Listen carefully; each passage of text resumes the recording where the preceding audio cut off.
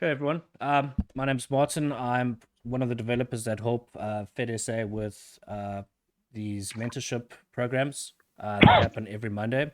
And today's one is going to be on media queries. Right, so let's get started on that. Okay, so make sure my screen sharing it is. Right, so where can we start?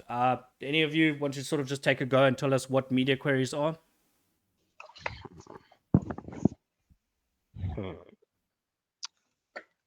None. Okay. So basically, media queries are, it's like a Boolean where it checks out to true or false.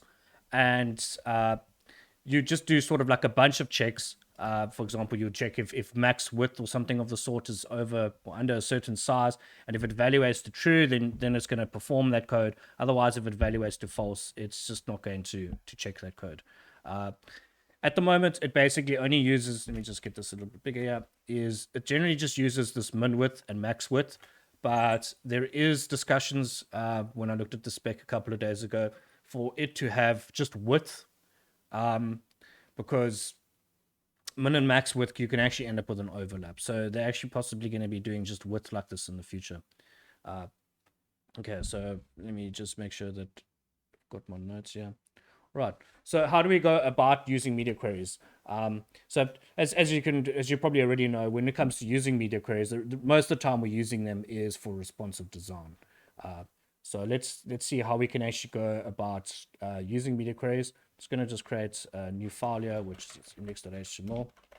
And we use index.html because the browser is always going to look for an index.html on a path. So for example, if you had my page and you just entered that URL, your browser's built to always look for an index.html. So that's why we always call our pages index.html. So that would automatically resolve to this, just my page. Okay, so we're going to put exclamation mark, which gives us our emits. You can push the down arrow and it actually shows you what it's going to generate. And just push tab. Then we're going to link a style sheet here. So we can do link and there's another emit, push tab, and then we just got to give the path. There isn't one yet, so I'm just going to write style.css and create the style.css file. Okay, and split this down so that we can have HTML on the top and then our style at the side here. And I'll move it to the side so that we can have it open on the right here. Okay, so I've got the live server extension. What that does is it serves your websites locally, and you just have to do that at this point in time while you're busy learning. When you start using React and Vue and Angular, it will have its own server command, but at the moment you're going to have something like a live server if you're just using basic index.html and style pages. And that's because double clicking on an HTML file, let's say we just opened this in over here, this isn't actually going to be running your code. You can see it's opening it as a file. It's not sort of interpreting it as proper HTML. So you need to run it through a live server. Okay, so that's what we're going to do here. We're just going to right click here and open with live server. And there we go. There's our page. Okay, so we're just going to inspect it with our dev tools, and I'm going to bring this down so that I've got more space to work with here. Okay, so got our style in here.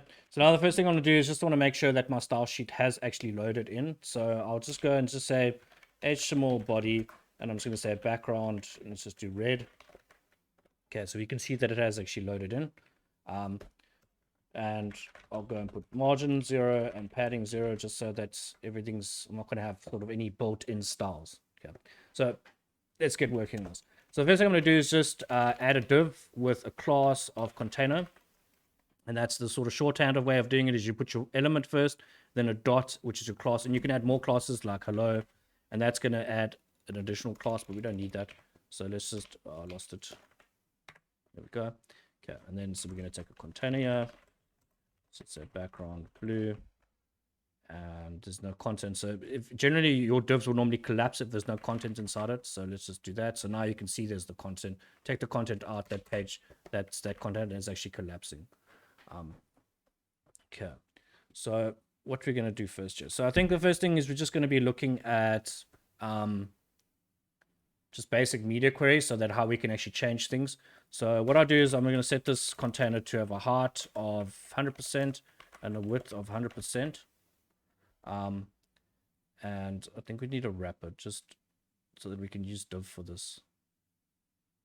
So I'm just gonna add flex onto the body. You shouldn't usually just go and add your styling onto the body like this, but just for this case, this is what we're gonna do.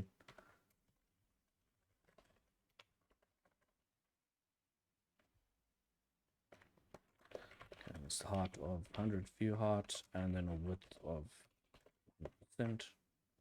Okay, so now we've got our container expanding the whole page. So let's start looking at media queries here, right?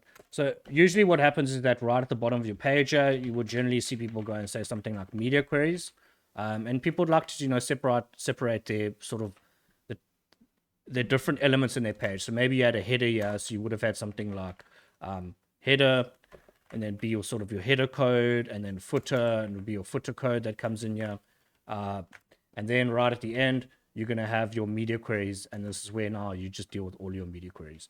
That's just the most common way that I've seen our people handle it. Okay, so the way that media queries is going to work is that let's inspect this page here. Sorry, let me move it to the side so that it's easier for me to. Okay, so as I'm doing this, you can see there's a dimensions at the top right. I don't think it's in Firefox, only in Chrome that it's got that sort of measurement there. And so what we're going to want is that as this width goes down to a certain point, we want something to happen to this container. And so how do we do that? And that's with media queries. So the way we started is we type media, and we're going to be using screen. You pretty much always want to add screen in. So you get basically, at the moment, I think there's 3 main types. You got screen, you got print, and you got all. So if I remember correctly, you've got print, and that's for when you're printing a device. So say I have a control P, and then it's going to be this sort of print here. I can go and make it so that things like, for example, instead of having a blue background, there's no blue background for when we want to print it. So you've got print, then anything that's not in print falls back to screen. And then you've got all, which is going to impact everything. And unfortunately, I lost my notes. I had the right terminology for this. I think this is called media type. I'm just going to have to just double check in a moment. Okay, so we're going to have our media type there. Then we're going to have our first actual query that we're checking here. So and that's going to be max width. And let's say we want it at, let's get it smaller. So maybe make it 500. So at 500 pixels, we're going to want our container. So now we're going to put the class in here again. We've got our class on the outside. Now we're going to put our class in here again, because we want anything inside here is what's going to get run. If this evaluates to true, then all of this code in here will basically overwrite any of the other code above it. Okay, so let's take container and split it correctly, and now we'll make background. Let's just go with a light cyan. Okay, so I'm going to save it. Right, so now when we go and so basically we start off, our page loads and we've got just this blue background. Then when we get to anything that's 500 pixels or below, max width, 500 pixels or below, then it's going to go and have that media query. So now we can step this up. We can go and have another one, and let's make this max width 700, and let's change it to a light. Let's go with a light pink. Okay. So now again we've got at 500. Okay, well yeah, we've actually run into a problem here. Right, and this is good that we're actually running into this. You can see now that even though we've got light cyan and then light pink, it's not actually changing, and that is due to the order of the way we're writing it. So 500 is coming before 700 instead of 700 becoming before 500. So let's actually have a look at why this is actually happening.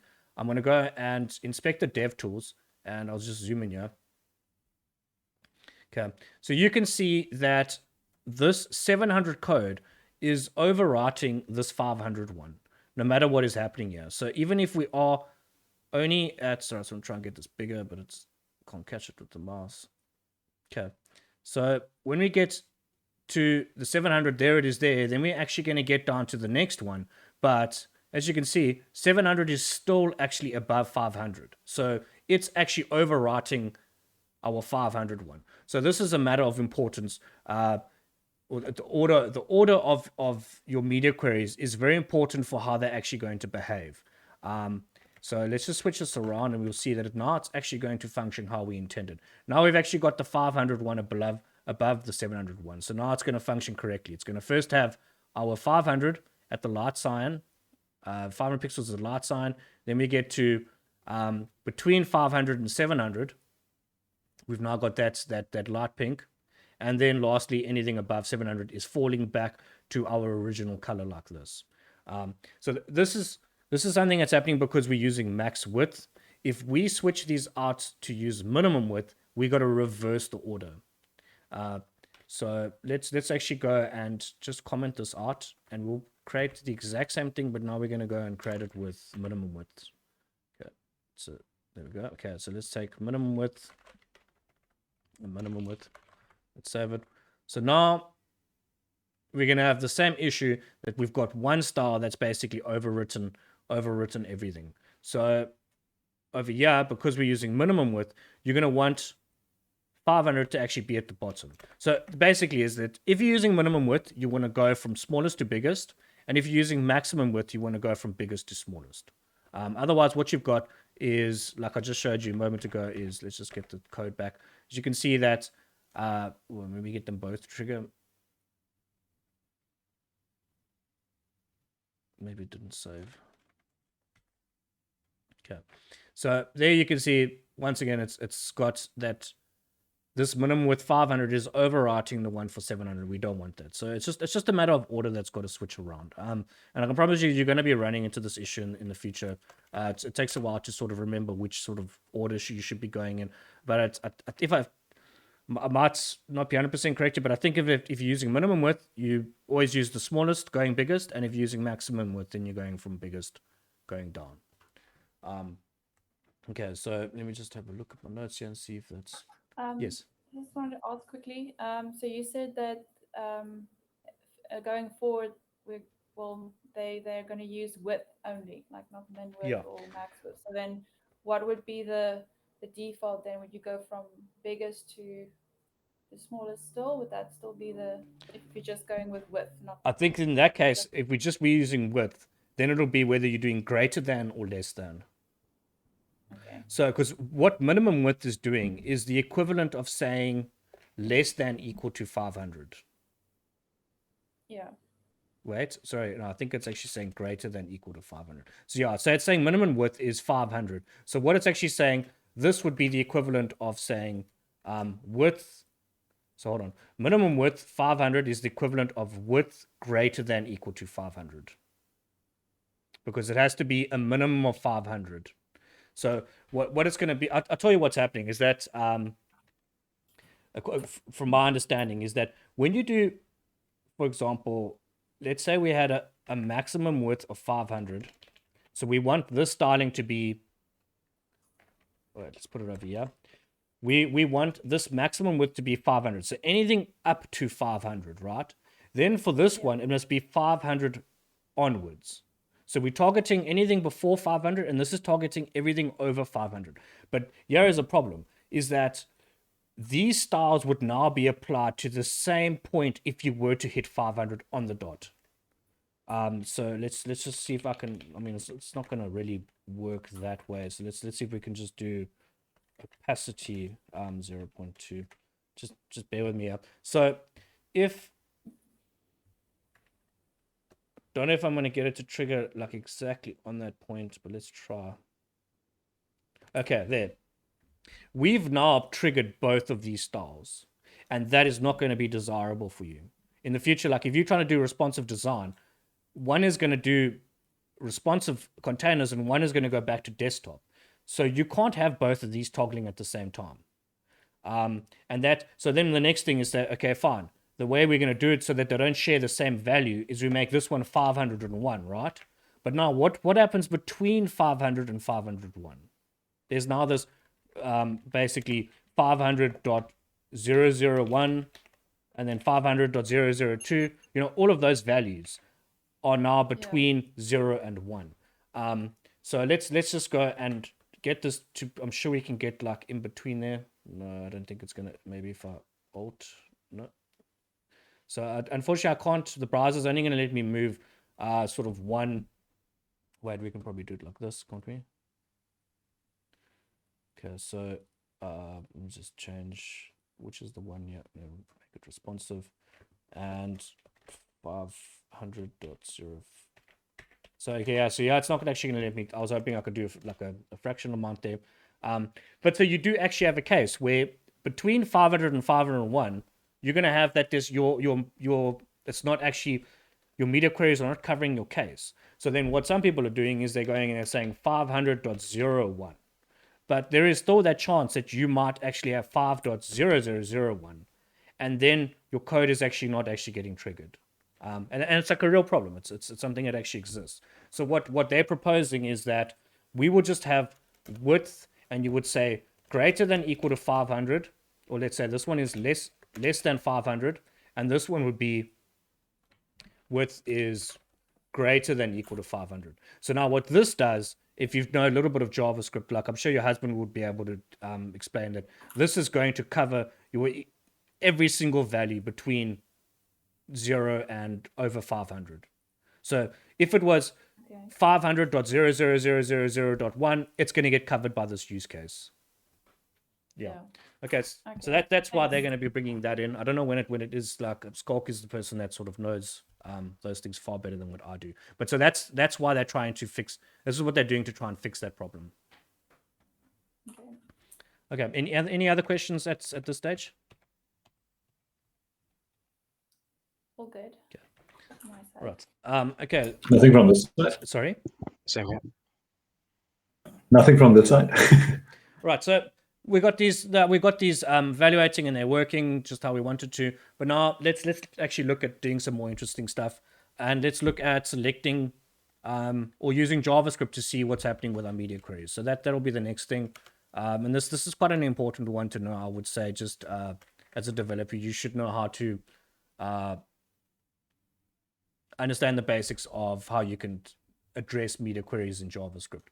Okay, so let's get a JavaScript file going here, and just call this style.js, and we'll move that over to the bottom. So that's just got it there, and then we're going to go script, and let's see if there's a way to. Okay, cool. No, let's try that again. Script.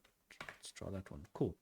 Okay, so / and style.js, and then I'm just going to console.log here. So script loaded, just to make sure that our code is there, so there you can see script loaded. Okay. I'm gonna have to move this down there. Okay, so I might mess this up a little bit. Just because I don't often have to actually hand code this. It's usually part of the things that I work with. So like I mentioned to you, the style in that, this actually is a true or false that's evaluating. So it's basically saying, is that display window within minimum width, 700 pixels? And if it is, then apply the CSS. Otherwise, if it's false, don't run this code. So it's like a Boolean function, basically. So we can go and use JavaScript to query the document to see if it actually matches a particular media query. So what we're going to do is we're going to say const window.match. That's in the way. Get out of the way. There's match media, right? So let's see if we can drop it down. Doesn't actually tell us much. Okay, so we can do window.match media, and then we go and we put our media query in here. Like max width is let's just say 500 pixels, and we're going to console.log this media, right? So it's Talitha, right? Talitha. I know you've still starting with JavaScript, so some of this might just be a little bit foreign to you, but just bear with it. Like it will come with time. So I don't know if you all are familiar with the DOM, or document object model. So I think let's just have a very quick brief look at that. You know, when people speak about the DOM, or the document object model, so let me just write it out here. When they say the DOM like this, like, man, there's articles that make things complicated, and it's just so much to take in, and it's really not actually the basics behind it is not actually that complicated. What it basically comes down to is that when they made HTML, they eventually got to a point where they realized they need to use code to manipulate your HTML. Like, I need to be able to use JavaScript to go and change something in here, and maybe I needed PHP to change something in here. So they thought, okay, well, how do we do this? And what they did is they basically made an API for an HTML document. And that's what the document object model is. It's a way for you to interact with all of these nodes. So this is actually like a tree where there's sort of like body's got like a thing. Let's just do it like this. So you got like body here. It's like a little node, and then it comes down and it opens up. And then in there, you're going to have sort of like your container. That's a node container. I'm not going to try and write that out. Then you might have like a H1 that comes down like that. And so it's basically so that we can use programming code to access the elements in your DOM.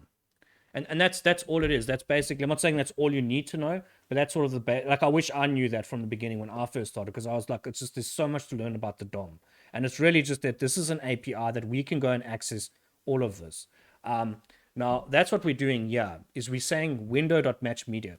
When you're running a normal website, your browser, its client has got this entire window that's opened up here. You can see, like, let me just go to google.com here. This is an entire window that's open up here. If I actually ran JavaScript code on a server on the back end and it wasn't actually being run in a browser, I would not actually have access to this window parameter. And that's, you'll find that it often kills like a lot of builds and all of that when people try and access this and they haven't checked does window actually exist. So when you're using window, this code's only ever going to be able to run in a browser window. So that's where this window's from. So it's now this browser window, we're going to be able to see what is our screen size at, or we can even just sort of run different media queries. Okay, so that's why we've actually got this window here. And then this window's got a whole bunch of values available to us.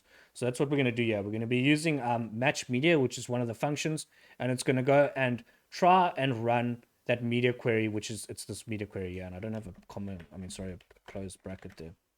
Okay, let's see if this is actually running. I don't expect it to run first time around, but who knows? Okay, there we go. It's actually working. So what it actually gives us back when I do window.matchMedia, it's an actual object. Let's just say it's a complex object with a bunch of values in it. We're not interested in any of that. We just actually want to know this value here is matches. So I'm actually going to say window.matchMedia.matches.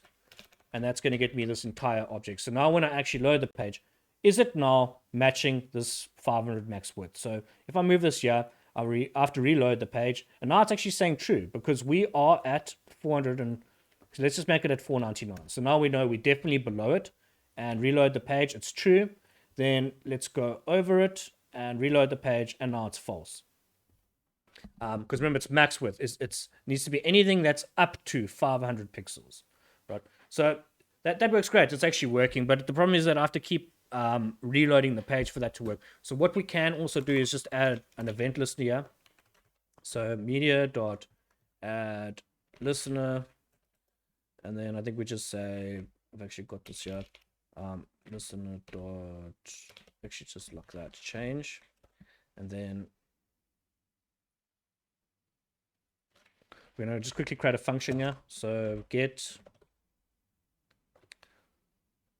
we'll just call it match media. So we've got a function match media that we're just going to run each time that it changes. So we just go match media, and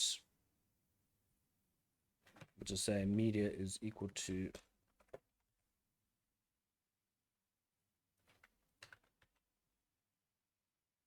sorry, that's not the way we should be doing it. It should just be saying there's an event that comes in, and then console log media matches.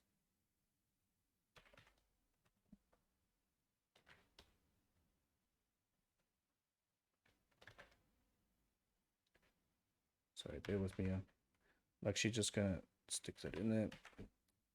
Okay, so now what we've got here is just an event listener, which as whenever we change the size of the page, it's going to call this function and it's going to go and log the result for this media. So let's just have a look at that. So as I get to below 500, you'll see that it pops true. And when I get over 500, there you can see, so I can actually toggle between it. So now you could actually use your JavaScript. Maybe you wanted to go and hide something programmatically, or delete something from the DOM, or just render your DOM again. You could have done a whole bunch of things. So this is just to show you that you can actually work with JavaScript to sort of deal with your media queries. Okay, any questions in that regard just before I switch to the next part? No. Okay. Right, so we're going to be a bit strapped on time here. So I think the next one we're going to be looking at is images.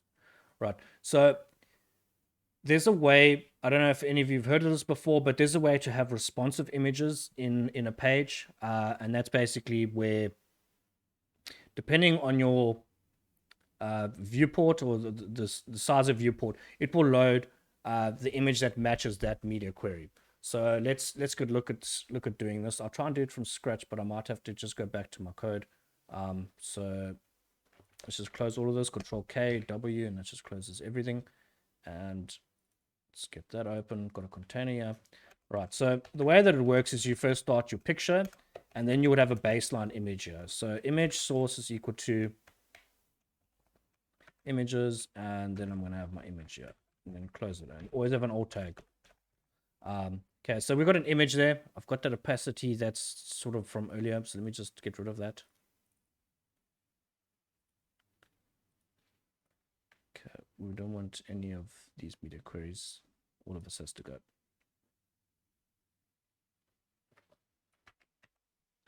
Okay, so we're back to this. Let's get it just looking a little bit nicer. Okay, so we've got this image over here that's loading, and it's just sort of our baseline image. Now the next thing that we'd want to be doing here is we sort of want to say that there's other images that load at different breakpoints. So let me just take this out so that there's more space for you all to see it.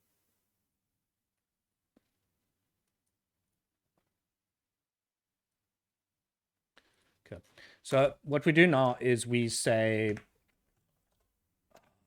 source. And then I think we just do source is equal to the actual file that we want. So images, and then we'll do 430. And then, I don't think that's correct with the source. Sorry, it's not source, it's source set. Yeah, so it's source set. And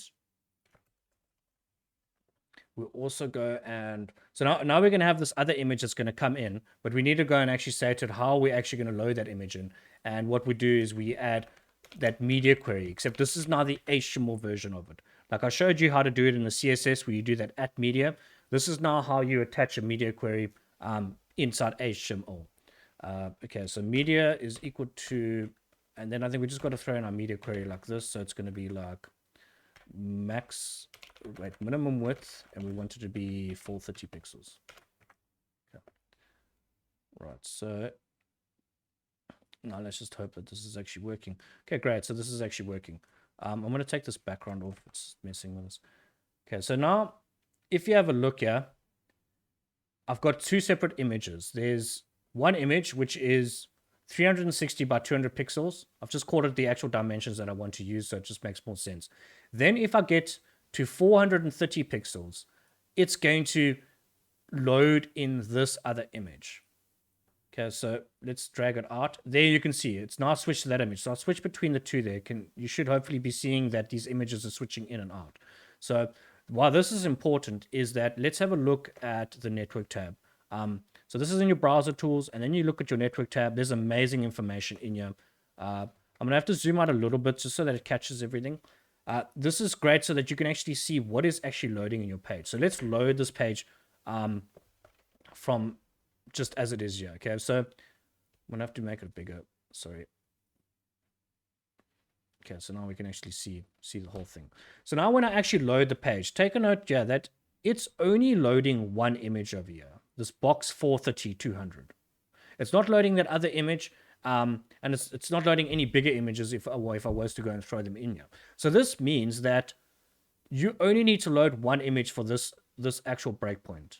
You don't have to go and load all those separate images. Like, because, for example, if you've got one of these sort of Retina Apple displays, images they look so pixelated. You need to sort of serve like a 4x resolution image for those really sort of high resolution devices. But then on a mobile device, we don't want to be downloading that massive image. So, how do you do that? And that's with these media queries. So now we're only going to be getting the image that we actually need. Then when I go to the smaller size, you will see it's gonna do another network request, and it's gonna download the image. So there we go. So there was that other network request for this image. So now it's got both here, and it's gonna cache both of them. So when we switch between them, it's not having to download these files again. It's now cached in the browser. And then if we had now one last one, so let's just go and add a last one in there. So minimum width is 430, and then what was that last image size that I had here? It was 500. Okay, so let's do the last one, which is going to be 500 pixels. Save it. Oh, and I didn't actually change the image, so the image we want is going to be 500 by 200. Okay, so let's save it. Okay, so let's go back here. Now, when we get to 500, it was supposed to change, but it didn't. Let me go and see why this is. What if it's because of my order? I think it is. So I think this is another case where the order actually matters. So let's do it like this and see what happens. Okay, so there we've got our image now. Then when we get to the lower size, it does a network request for that image. So when we first loaded here, we didn't load our mobile devices, our mobile images. We just loaded that one. Then as soon as we get to that smaller size, let's say a person turns their phone from landscape to portrait, then it loads that next one. And then lastly, there's the smaller one. There it loads the last one. So these things, like you're going to find that when you get later on into your web development career, one of the biggest things you're going to be doing is web optimization. Like it doesn't matter if you can create an amazing website. If it's got a poor experience and it takes 5 seconds to load, you're not going to, I promise you, your conversion rates, which means like your sales, it's going to go out the window. If people have to wait longer than like 1.5 seconds for a page to load, they're out of there. Especially the people that are they've got more access to technology. So your Americans and that, they're not going to wait around. I promise you. Like after, I know on the internet it says somewhere around 3 seconds, but I can tell you from just our own clients and all of that like your page takes like over 1.5 seconds to load. It's people are going to move on. So going and loading the images in like this when only needed is going to be a huge thing. The fortunate thing is that I bet you're sitting here and you're like, wow, am I going to have to go and sit and do this for every single image? Maybe now when you are building out a static page like this, so just in the beginning part while you're learning, yeah. But when it gets to React and Vue, Angular, and then all of their own little libraries, not little, like their own, like for example, Gatsby, which is like the Jamstack, statically built pages that uses React, this gets handled for you. You don't have to do this. I just have to go and put an image in, and it will automatically go and put PNGs. It will put WebP. It will even go and put that new AVIF, which is insane. I'll drop a link to that later. Like AVIF is definitely going to be the way of the future. I shouldn't say definitely, but the images are a fraction of the size. And I've actually got that running now on live, but unfortunately not all the browsers support AVIF. But I can just put a PNG and Gatsby will actually go and convert this to WebP and all of the things that I actually need. Okay, so that's responsive images. Okay, we've got about 15 minutes left. I was hoping to get some questions at the end, but let me try and just quickly rush this last one out. And that'll just be, it'll be just sort of like just a responsive container so that when you are doing responsive design, you can have like your layouts completely changed. So what I'm just going to be thinking of, yeah, is just very basic. There's just going to be a header and a footer and then like a sidebar. So let's very quickly build that out. Just get our page going here. Okay. So what we're going to have is show you just like in something like this. Just going to have sort of, here's our main page, the white part. Then we're going to have like a header. There's going to be a sidebar and a main, and then there'll be a footer. And then this is all contained in one main container. So I know it's not really good at drawing, but so that's just the basics of what we're going to have to be building out here. So I've already got my outside container. So what I'm going to be looking at, this is going to need to be in its own container. So I'm just going to do the header, the main container, and then the footer. Okay, so just go div with header, div with a footer, and then inside here we're going to have a main container. Sorry, kind of spelled today. And then inside here we're going to have just our sidebar. And then last we're going to have, just copy that and just have it as our main. There's actually semantic tags you should actually be using for this, like header and footer. took this library on. But that's sort of beyond the scope of this session today. Okay, so we're gonna have all of our containers and stuff like that. I think everything's 100%. So let's just start styling this. The header is gonna be width of 100%, and then let's just go with a height of 80 pixels, I would guess, and then a background of light cyan. Okay, so there's our header. I'm gonna just duplicate, do the same thing with the footer. And this one will change to light gray. So there's our footer. Now we've got our main container, and that's going to contain our main, an actual main container, and then a sidebar. So let's just go with main container. And we're going to want this to be display flex. I'll get to that in a moment. And then in here we'll have our sidebar, which is going to be a background of light green. And I'm only going to want a width of maybe say 100 pixels. Okay, and then we're going to have our main that comes in after this, which background light something else. Light. Okay, so this should be 100%.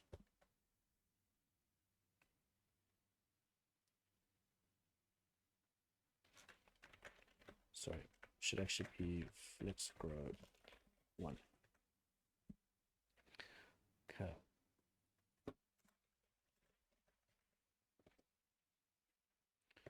Right, so I think we're good. We just have to add flex onto this container and flex direction column. Right, so now we've got our header, we've got a sidebar, we've got a main, and then we've got a footer. I don't think we've actually got a main. I think our main has just disappeared, so it's not doing anything. So main, I think I'm just gonna have a width of 100%. Okay, so there's our main. Okay, so we've got our header, we've got our sidebar, and we've got our main container here. So this is like a typical page that, you know, like most websites, you'll see this type of layout. Let's just make the sidebar a little bit bigger. So you got the sidebar here. And then, yeah, like as I was saying, this is like a basic web page. You've often got this, you've got your sidebar, then the main must just be growing as per your content. And it should be filling up the whole screen. But if we had enough content, it's actually going to keep going down the screen. So yeah, this is just like your sort of typical sidebar layout. Okay, but now what if we wanted that we actually get to mobile? This isn't going to work for us. So what we can do is we can have our header at the top. Then this is flex direction in just a row in its basic settings. This main container. So we basically got the one container over here on the left and then the other container on the right, because that is flex direction row, which it goes left to right. So what we can do is we change the flex direction to column. And then what you've actually got is the sidebar, which hasn't got a height yet. We'll set the height in a moment. Let's just make it 100%. It's not going to look so great. But so we've got the sidebar, and then we got the main container at the bottom, because that's basically we flipped the flex direction. So let me just go and turn it on and off. So there it's sideways, and then it goes top to bottom. Okay, so that's basically what we're going to want to do on our mobile side. So what happens there is we go to the bottom and we start adding in your media queries. There's something I wanted to cover in the session, which is to do mobile design first, but we just didn't have the time. Okay, so what we're going to have here is that on our container, sorry, not container, our main container, we've supposed to have, well, we've usually got the flex direction row, which is correct like that. But then what we're also going to be doing is, let's add our media here, and we just say screen and then say max width, and I'll go with like 6767 pixels. Let's take a container.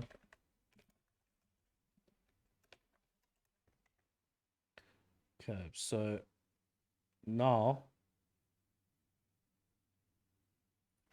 just make sure that this is actually running. I think I've got the wrong thing here. Yeah, I'm sorry, I got the wrong thing. It's actually meant to be main container. Okay. So now when we get to normal website, it looks like this. We have sidebars on the side. We've got our main. Then when we get to our responsive design, it's now going into flex direction column. But so that's not the end though. What we need to also do is our sidebar.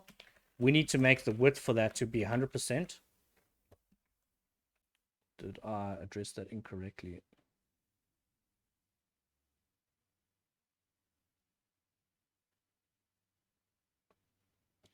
Sidebar is meant to be. Sorry, there we go. And I think the height's just a little bit hectic there, so let's just actually give it like a fixed height. And then we've got our main. Okay, so that's basically it. It's very, very basic sort of how you could go and automatically change your site depending on your flex direction. So your flex direction is going to be super powerful when it comes to media queries. The other thing that you could also do is that, say this sidebar had menu links, but this content was more important, is you could go and change the order. Like if you're around for the flex talk that we had, we also dealt with order. So if you get to here, now you can see by putting the order, I think we can actually even just go with 1. As long as it's not 0, we'll go with 1. So now we've actually gone and changed the order so that sidebar is actually below the main bar. But when you are changing order, note that it's still actually being rendered in this order. It still comes in as sidebar at the top and main at the bottom. So if you had a screen reader, it would still see sidebar as the top. It's just that for people looking at it visually, we've changed the order from the top and the bottom. Okay, so I think that's going to be it for this session. I know it's a bit boring. I'm sorry about that. That is just media queries.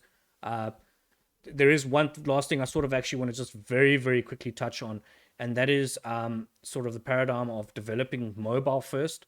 And what that is that when you're writing your CSS, all of this code should actually be for when your page is in its mobile form. So what we did there, we didn't do what we did here. This was not mobile first. We first designed desktop, and then we went and added the CSS for mobile.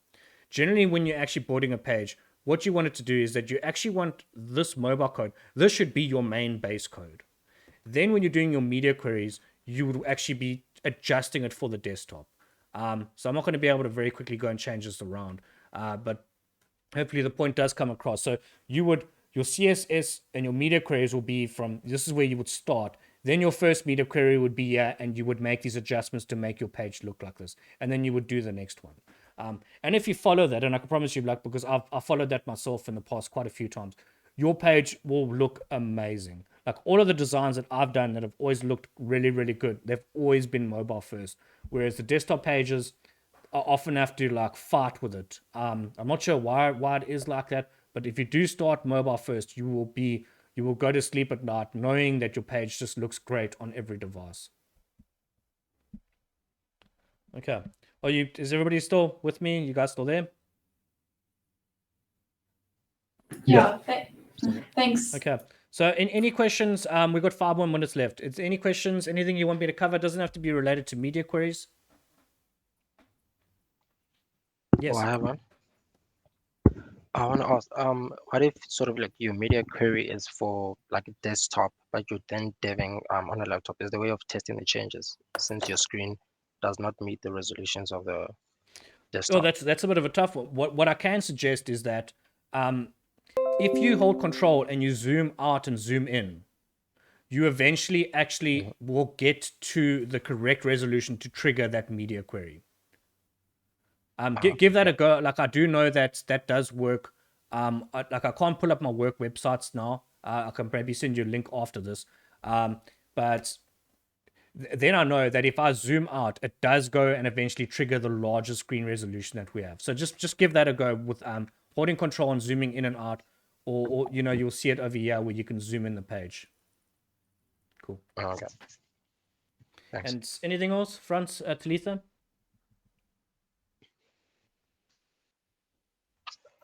Okay. I'm good All right, for now. You answered a lot Okay, of my great. questions. Just remember that like a lot of this mentoring stuff is to be helping everybody, so that bring everybody, sort of empower everyone. So if there are any questions during the week and you do get stuck, please don't hesitate to ask us. We're all there to help. Look, we're not just going to go and fix everything for you. We're going to try and make you work a little bit for it, so that you do learn. But if you do end up getting blocked, please don't hesitate to ask us for help. We are there to help everybody. And then what we're thinking for next week is possibly have a small project so that we can actually start doing a little bit of code reviews and get some hands-on approaches. Like, I think people are going to be a little bit bored if they have to keep just watching the sessions over and over. So next week, what we're going to be looking at is probably setting a project and try and also make it sort of like for all groups, that if you haven't done JavaScript yet, then you don't do the JavaScript portion. When you do, you just do the HTML and the CSS. Now, with that being said, is there anything that you would like to have covered?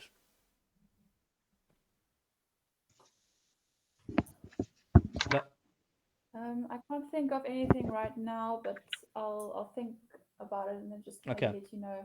Right. Yeah. So if it's like you sort of want us to look at variables or like, certain, I don't know, for loops or whatever like that, please just let us know. And then I'm sure that if we don't have anything set, then that will actually be the session for that week.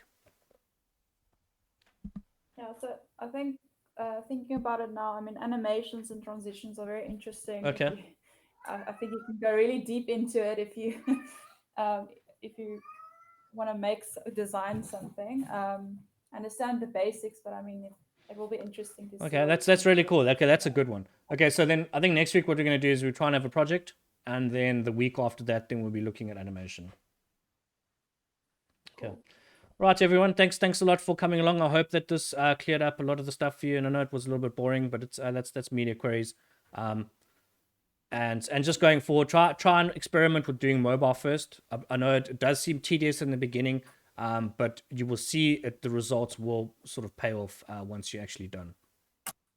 Thank you very much. Cheers. Have a good week. Thanks.